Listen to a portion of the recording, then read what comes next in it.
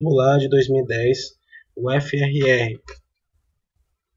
É uma questão de química geral, né? O vestibular da Federal tem uma estruturação legal.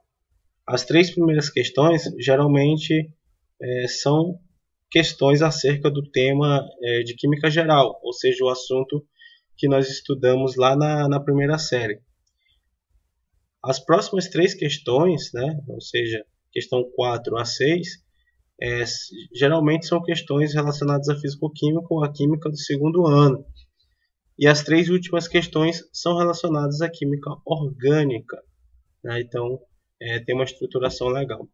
Questão 55 fala assim: ó, sempre que tocamos, misturamos ou pesamos alguma coisa, estamos tratando com a matéria. Aí fala o ouro, o osso, a água, né? São exemplos de matéria. Observe com atenção os fenômenos abaixo. Então aqui a gente tem quatro fenômenos. Primeiro, o ponto de fusão do sódio metálico é 97. Ele está falando aqui ponto de fusão. Ponto de fusão é uma propriedade física, tá bom? Que você não está relacionando nenhuma reação química com uma condição de transformação da matéria. É uma condição física da estrutura. A soda cáustica é uma base. Então ele está falando aqui uma característica que é uma característica química. Né? Então vamos colocar aqui como uma característica química. 3. O ferro enferruja em alta umidade. Então ele está falando aqui de uma transformação química também. Certo? Que mais? A densidade da água é 1 grama por centímetro cúbico. Ele está falando também de uma condição que é uma condição física. Beleza? Então, ó, considerando a ordem acima, classifique as propriedades como física ou química da matéria. Escolha a opção que represente essas informações. Então, aqui, ó, se a gente colocar numa sequência, o 1 deveria ser física, o 2 deveria ser química, o 3 deveria ser química e o 4 deveria ser física. Portanto, a resposta correta aqui, vamos ver, cadê? Física, química, é a última. Aí, né? 1, processo físico, ponto de fusão. 2, processo químico, função química, né? A base é uma função química. 3, processo químico, ferrugem, formação de ferrugem é uma reação química. E 4, processo físico, a densidade, tá? Então essas são as propriedades físicas e químicas da matéria, beleza? Questão tranquila aí.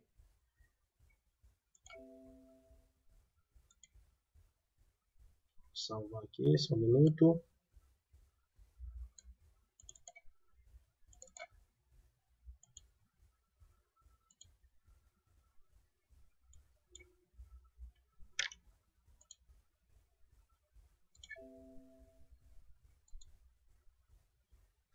Acho que não foi salvo não, mas vamos para a próxima aqui.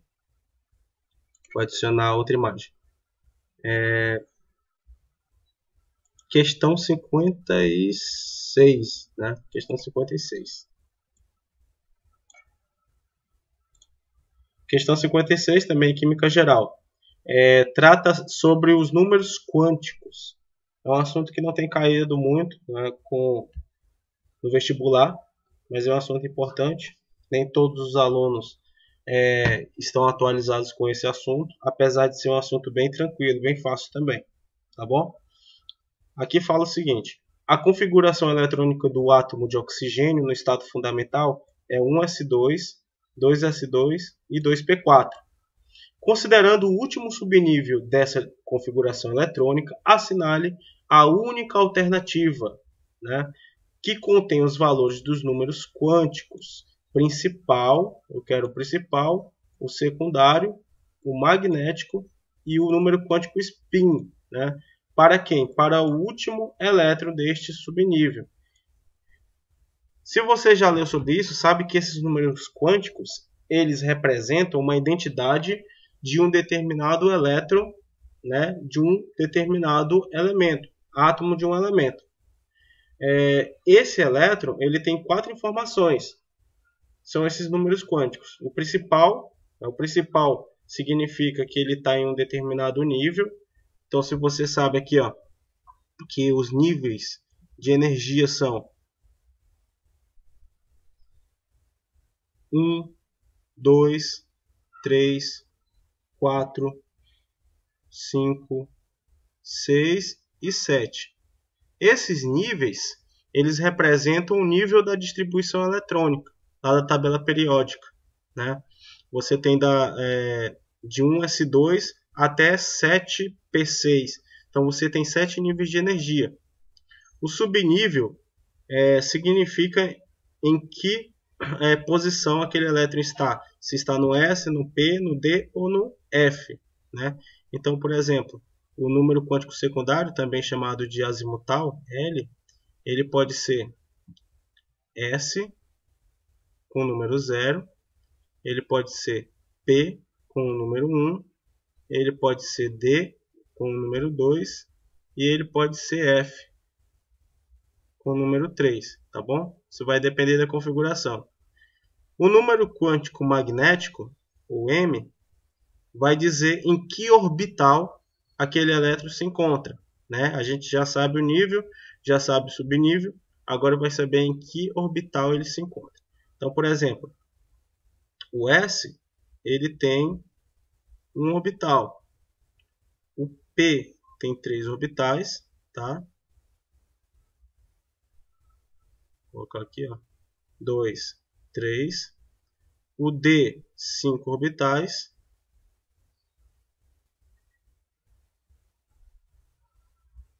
Dois, 3, 4, 5 e o F são 7 orbitais, tá bom? Comportando no máximo 14 elétrons. 2, 3, 4, 5, 6 e 7. Para cada casinha aí, ó, de orbital, você tem uma numeração. Por exemplo, esse é o S, esse é o P, esses são os D e esse F. Todos do meio é 0. Tá? Deixa eu ver aqui. 1, 2, 3, 4, 5. Aqui faltou 1. São 6.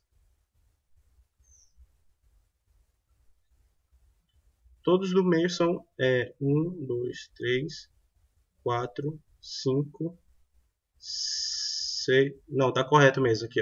0 no meio, né? Tirando isso aqui. Deixa eu pegar a borracha aqui.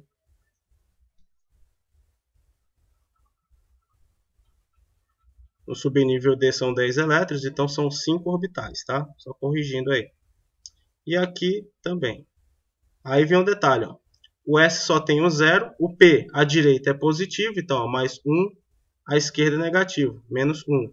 Aqui mais 1, mais 2, menos 1, menos 2. Aqui mais 1, mais 2, mais 3. Aqui menos 1, menos 2, menos 3. Estou explicando aqui detalhadamente, tá? Só para vocês terem uma noção aí do que a gente vai fazer agora, tá bom? Agora aqui é o seguinte, ó. Para a gente finalizar essa relação, o último número quântico é o spin. Significa que o spin está para cima ou está para baixo no orbital, né? Em convenção, o primeiro elétron, ou seja, o spin que está voltado para cima, ele tem numeração negativa, menos meio. E o que está para baixo vai ser positivo, mais meio, tá? Então são esses detalhes dos números quânticos. Agora vamos fazer a nossa análise aqui em relação a esta distribuição eletrônica. Vamos responder aqui. 1s2, 2s2, 2p4. Como ele falou aqui, o último elétron dessa distribuição se encontra-se nesse subnível aqui, ó, 2p4. Portanto, para eu saber os números quânticos, eu vou fazer o seguinte, ó. Número quântico principal, o nível, é esse número que vem à frente, é o nível de energia. Então, nesse caso, N igual a 1. O número quântico secundário vai ser o subnível. Então, é o P, né? Eu vou colocar aqui, ó, L igual a 1. Nível 2, né? Nível 2, perdão. L igual a 1. E o subnível, o número quântico magnético, que é o orbital, vai dizer em que local ele vai estar. Aí vocês vão ter que fazer isso aqui, ó. Tem que pegar aqui, desenhar e distribuir, ó. 3. São quatro elétrons. Então, 1, 2, 3, 4. Então, esse cara bem aqui, ó, esse elétron bem aqui, ó, é o elétron que está na casa menos 1.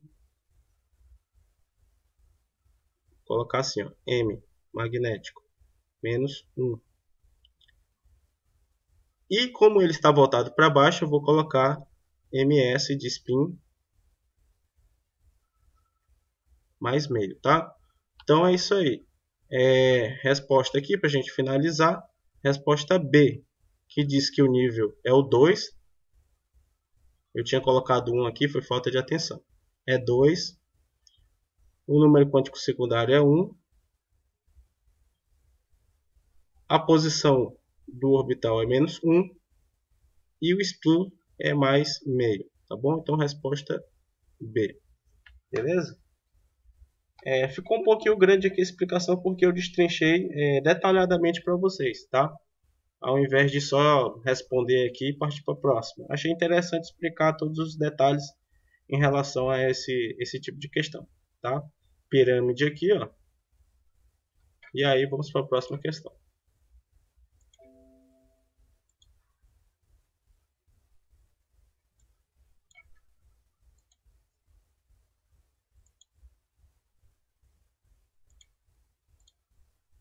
Questão 57.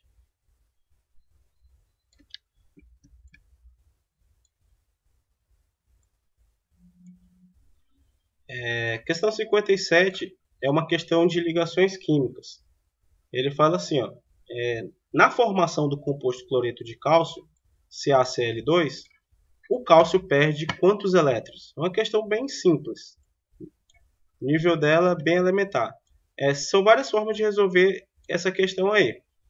Primeiro, se você tem um conhecimento sobre os elementos mais importantes, você vai saber de cara que o cálcio ele é um metal alcalino terroso, ou seja, o cálcio é da família 2. Então, só pode ser bivalente. Resposta C.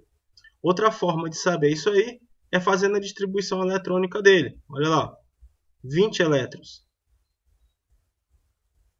Então vai ficar 1s2, 2s2, 2p6, 3s2, 3p6 e 4s2.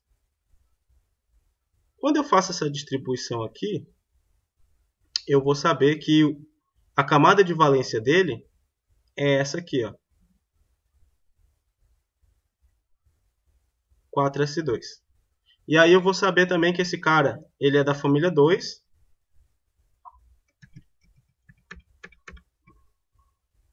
Ele é um elemento da família 2 ou 2A, né?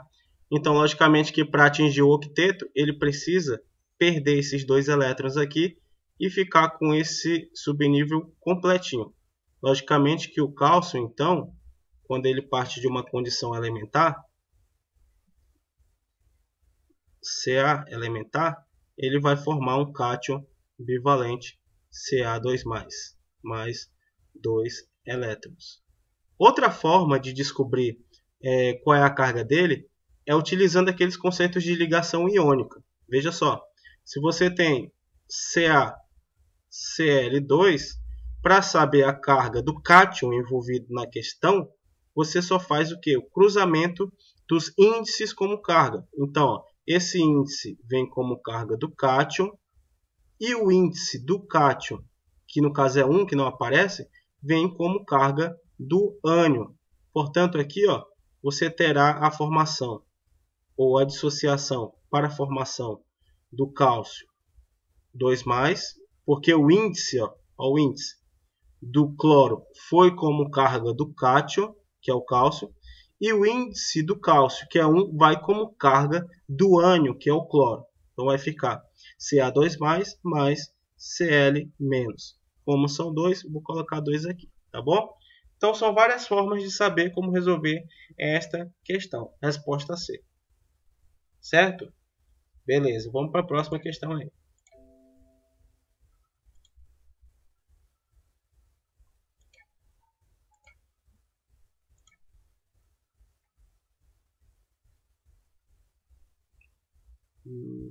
Questão 58.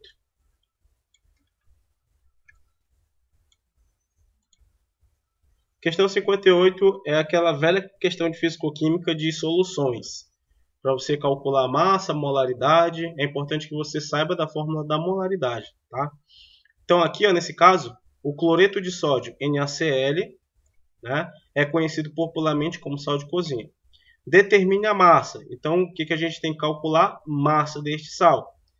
Em gramas, contida onde? Em 1 litro de solução. Então aqui você já tem um dado importante, que é o quê? É o volume da solução, que é igual a 1 litro.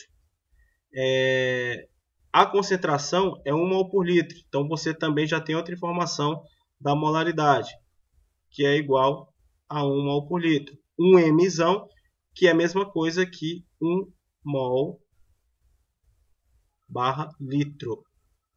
Dados: a massa atômica do sódio é 23 e do cloro 35,5. Outra coisa importante, galera, esse uma, que é a unidade de massa atômica, você pode relacionar ele, não é literalmente a mesma coisa, tá? Mas você pode relacionar isso com gramas por mol, porque a mesma relação numérica é válida.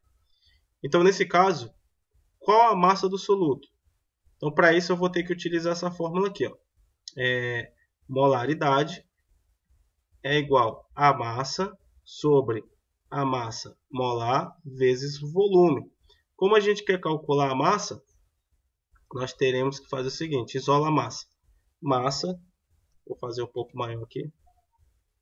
Massa é igual a molaridade vezes a massa molar vezes o volume. Questão bem tranquila, porque ó, a massa molar dele vai ser 23 mais 35,5, né? A gente está falando do NaCl, então somos 2. Vai ficar 58,5 gramas por mol, que é a unidade de massa molar. Então, substituindo os valores, vai ficar assim: massa é igual a molaridade 1 mol por litro vezes a massa molar, que é 58,5 gramas por mol, vezes o volume, que é de 1 litro. Olha só, litro corta com litro, mol corta com mol, 1 vezes 58,5 dividido por ele mesmo. Resposta correta vai ser 58. Opa! Apertei alguma coisa aqui. Resposta correta vai ser 58,5, tá? Gramas. Então, questão tranquila, não tinha muita complicação matemática para fazer. Era só calcular a massa molar e a gente praticamente achava o resultado. Então, resposta D para essa questão.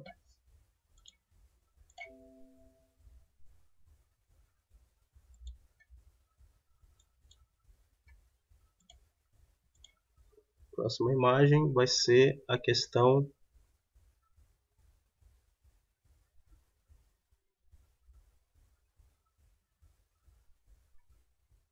questão 59, né?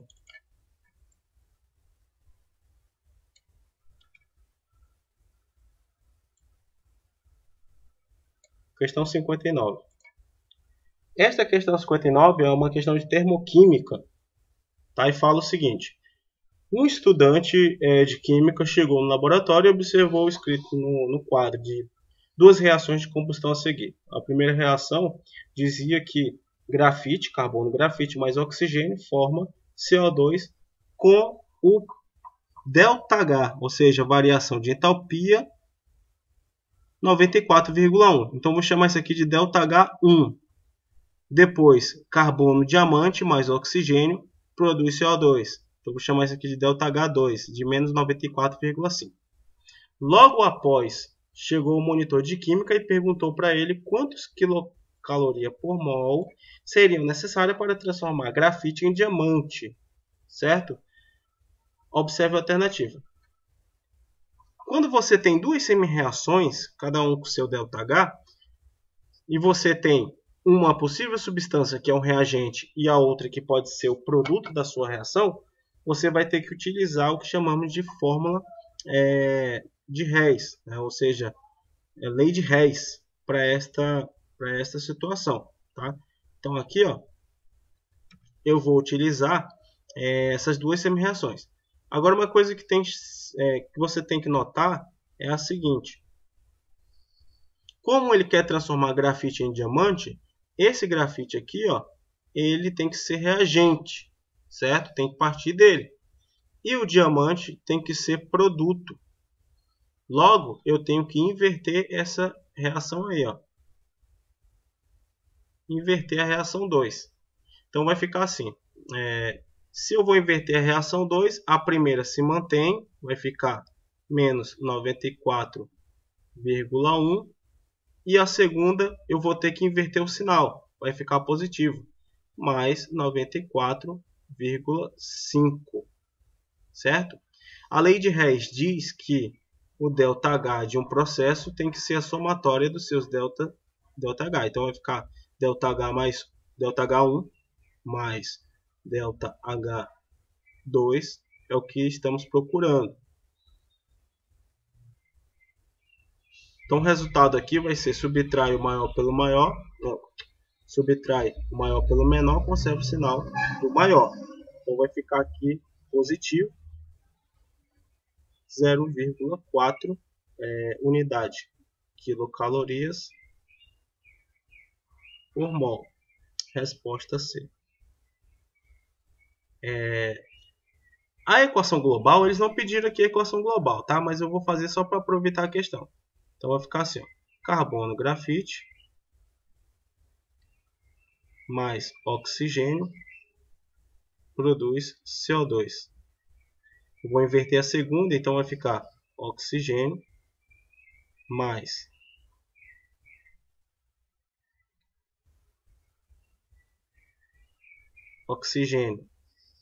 CO2 produzindo carbono diamante. Bem tranquilo, né? Vou ver aqui, oxigênio. Não, só fazendo a correção aqui. Essa segunda reação aqui vai ficar assim.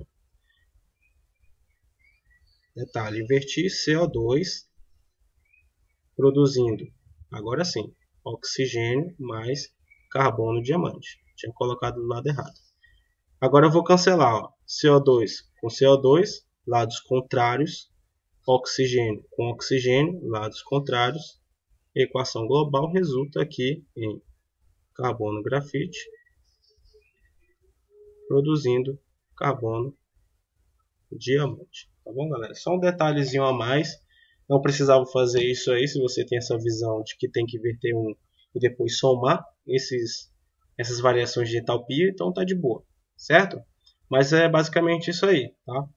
Questão bem tranquila também.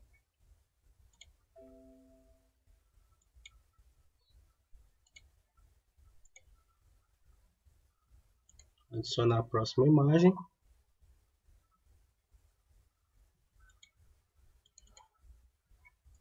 Certo. A próxima imagem trata do assunto de número de oxidação. O número de oxidação é bem tranquilo calcular, se você seguir uma metodologia do cálculo de X. do X. Mas aí você tem que saber alguns detalhes, tá? Você tem que lembrar o número de oxidação de alguns elementos que são fixos.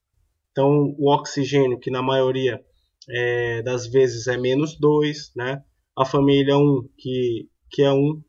A família 2, que é fixo, mais 2. O alumínio, mais 3. O hidrogênio, na maioria dos compostos, mais 1. Né? Você tem que ter essa familiaridade com a substância. Substância simples sempre é 0.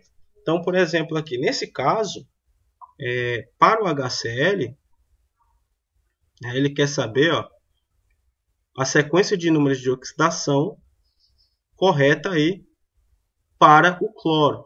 Então, você tem vários compostos que tem o cloro aqui. O HCl nessa questão vai ser o seguinte, -1 mais 1 para o hidrogênio. Então, nesse caso, -1 para ele. A outra substância é o Cl2. Né? Substância simples, número de oxidação igual a 0. Sempre. A próxima substância é o NaClO. Então, aqui você vai ter que fazer o seguinte. Vou calcular aqui o cloro. Então, vou chamar ele de X mais número de oxidação do sódio é 1, família 1, mais número de oxidação do oxigênio, -2. Então, vou colocar assim, -2, igual a 0. Outra substância aqui, outra substância é o LiClO2.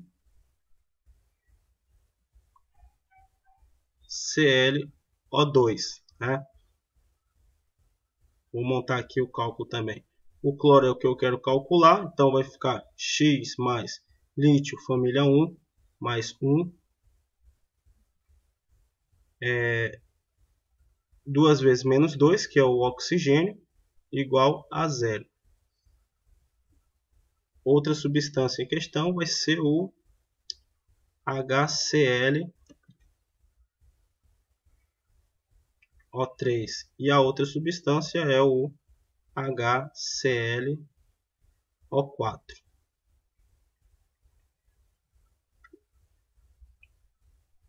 O cloro é o X, então vai ficar X, o hidrogênio mais 1, mais 3 vezes o oxigênio. Então, 3 vezes -2 igual a 0. O que é esse 0, galera? É a carga. Como nós estamos falando aqui somente de compostos que não são cátions nem ânions, ou seja, eles são neutros, então você tem que igualar a 0. Se fosse um cátion ou um ânion, teria que igualar a sua carga. Então, aqui vai ficar X mais o hidrogênio, nesse caso, é mais 1, mais 4 oxigênio, então 4 vezes -2 igual a 0. Agora vamos resolver. X, né, mais 1 menos 2 vai ficar -1 igual a 0. Então, X aqui vai ser igual a mais 1. O número de oxidação do cloro aqui vai ser mais 1.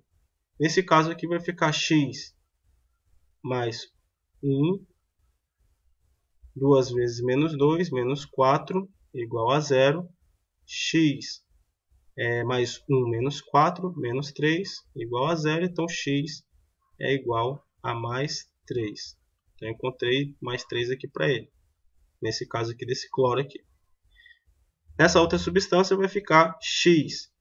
3 vezes -2, -6, mais 1, -5. Então, X é igual a mais 5.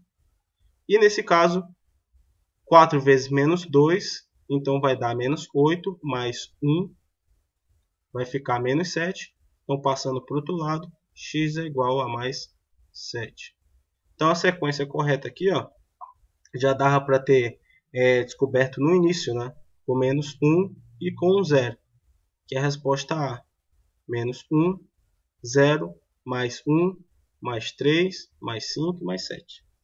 E aí a gente finaliza essa questão, que é basicamente calcular o número de oxidação dessas substâncias. Treine isso aí porque é um assunto bem importante para a prova. Pode aparecer também envolvida com outros tipos de questão.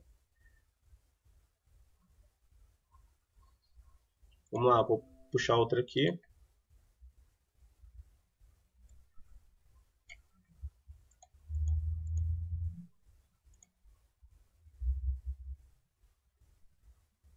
Deixa eu ver aqui. Cadê? As 3 últimas de química orgânica, tá? Vamos lá.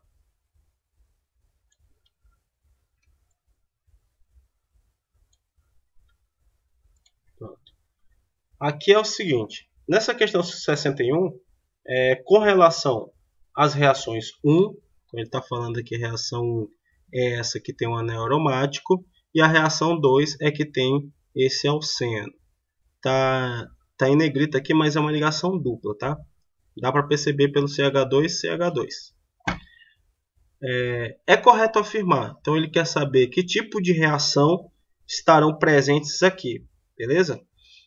Olha só, reação que envolve anel aromático e você tem aqui a entrada de uma outra substância, que no caso é o cloro, você tem uma substituição eletrofílica, certo? Então aqui, ó, só para a gente explorar como é que isso ocorre,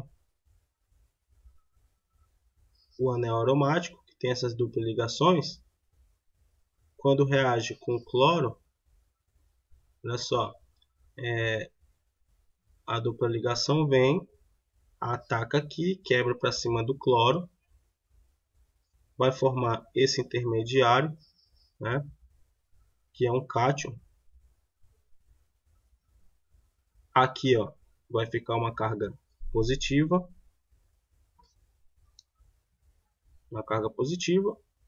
o hidrogênio que já tinha lá fica aqui, junto com o cloro. Só mostrando para vocês como é que ocorre esse processo. Mais Cl-. É um processo que sempre se repete, então dá para saber que é uma substituição. E aí, ó, quando isso ocorre, esse cloro aqui, ele vem e captura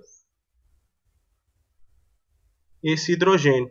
E essa ligação ela se rompe para cima do anel aromático, restabelecendo o composto que são, os compostos que são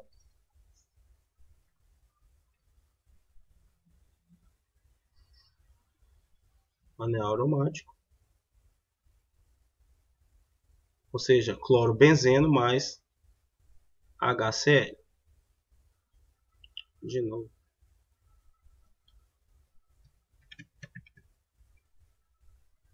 Cloro-benzeno mais HCl. Bom? Então isso aí é uma substituição eletrofílica, onde você tem a substituição do hidrogênio por um átomo de cloro na estrutura. Tá bom? Já na reação 2 também é uma reação bem comum, que é a reação de adição. Reação de adição é uma reação que ocorre com o carbono que tem ligação dupla. São as primeiras reações que a gente estuda no capítulo de reações químicas. Então essa ligação dupla ela é rompida pela reação de adição. O que é adição? É quando você tem um composto que é A mais um composto B, forma somente um composto C. Tá? Então os dois deverão ser adicionados na estrutura a fim de formar apenas um produto. Então a ligação dupla aqui vem de novo, ó, ataca roubando o hidrogênio para ele e a ligação se rompe para cima do bromo. Uma vez que isso ocorre, a reação se procede para a formação de um composto que tem um hidrogênio a mais. Então vou colocar aqui, ó, CH2 antes, agora CH3, e o outro lado vai ficar com os dois hidrogênios mais uma carga positiva, mais o bromo com a carga negativa, que por sua vez finaliza a reação pulando em cima deste carbono para formar o último composto, que é o CH3, CH2, Br. Então você tem aí uma reação de adição para a formação do bromo-etano. Então a resposta correta é aquela que diz que a reação 1 é uma reação de substituição, nem falou que era eletrofílica, sabendo que tem reações nucleofílicas também, que é diferente. E reação de adição 2, resposta E. Beleza, galerinha? Então vamos para a próxima questão aí.